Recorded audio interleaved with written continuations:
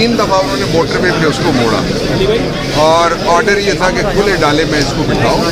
हमें फवाद को भी अपनी परवाह नहीं थी और हमें अपनी परवाह नहीं है, लेकिन पुलिस के वो नौजवान बच्चे जो किसी के बेटे हैं, किसी के भाई हैं और किसी के रिस्क का ज़रिया हैं, उनको फवाद के साथ और पाकिस्तान तहरीक इंसाफ की आज़ादी मूवमेंट के साथ उन्होंने सजा दी है। मैं इसकी शदीद मज़म्मत करता हूँ जो रवैया इख्तियार किया गया है। इस तरह से खेल रहे हैं, इलेक्शन ना कराओ, इलेक्शन ना कराओ। शर्म आनी चाहिए वहाँ गवर्नर को। आज चुल्लू बार पानी भेजें सारे पेशावर के लोग कि वो उसमें डूब मरे, कि वो इस बात पे लगा हुआ था कि मैं इलेक्शन नहीं करा सकता और नहीं कराऊंगा। वो तो कराने पड़ेंगे इलेक्शन, तुम जो मर्जी कर लो, तुम्हें कराने पड़ेंगे। 90 दिन के अंदर इलेक्शन होंगे, आइन का डिक्टेट है। वो 2 मिसालें दे रहे हैं। एक मिसाल वो कहते हैं कि 1988 में इलेक्शन में डिले हो गया था, और भाई 1988 में आइन था ही नहीं, मार्शल लॉ था। और दूसरा था एक सवाल वो भी उठा रहे हैं, वो कहते हैं जी कि जब बीबी की शहादत हुई तो उस वक्त क्या था? उस वक्त भी मार्शल लॉ था। उस वक्त मुल्क का सदर कौन था? मार्शल लॉ एडमिनिस्ट्रेटर था, वो सिटिंग आर्मी चीफ था, ही वाज इन यूनिफॉर्म। इसलिए क्यों अपने आप को बेवकूफ़ साबित करने पे तुले हुए हो? लोगों को बेवकूफ़ बनाने पे मैं नहीं कहूँगा आप। You want to prove to all us कि जी आप क्या हैं, वो हमें पता लग गया आप क्या हैं। जिस तरह से आपने भीख मांगी है वही पता लग गया था। एक पहलू इसका ही है। इसका दूसरा पहलू जो है वो इससे भी ज़्यादा इम्पोर्टेंट है। वो इम्पोर्टेंट पहलू ये है कि वहाँ कोई किसी के पास लॉ एंड ऑर्डर का इंचार्ज वजीर ही नहीं है इनके पास वहाँ। ये देखिए कितने अलमे की बात है।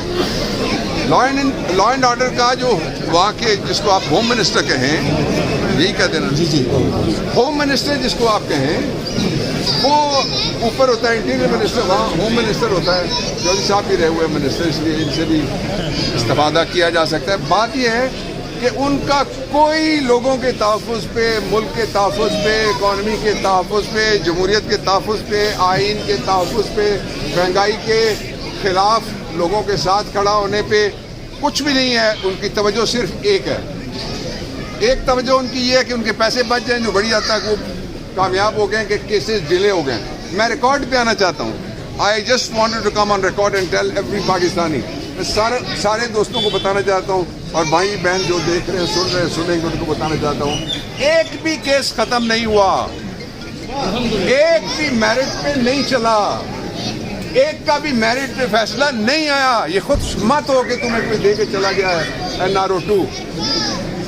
सब केस उन्होंने कहा है नैब के इख्तियार से बाहर हो गए।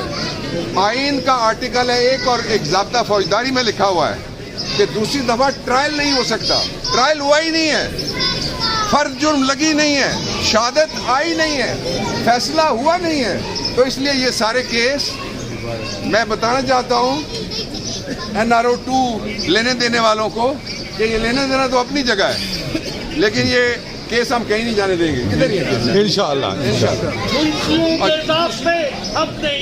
दूसरी जो बात मैं कहना चाहता हूँ, अब नहीं मानते, दूसरा अब नहीं मानते, अब नहीं मानते, दूसरा जो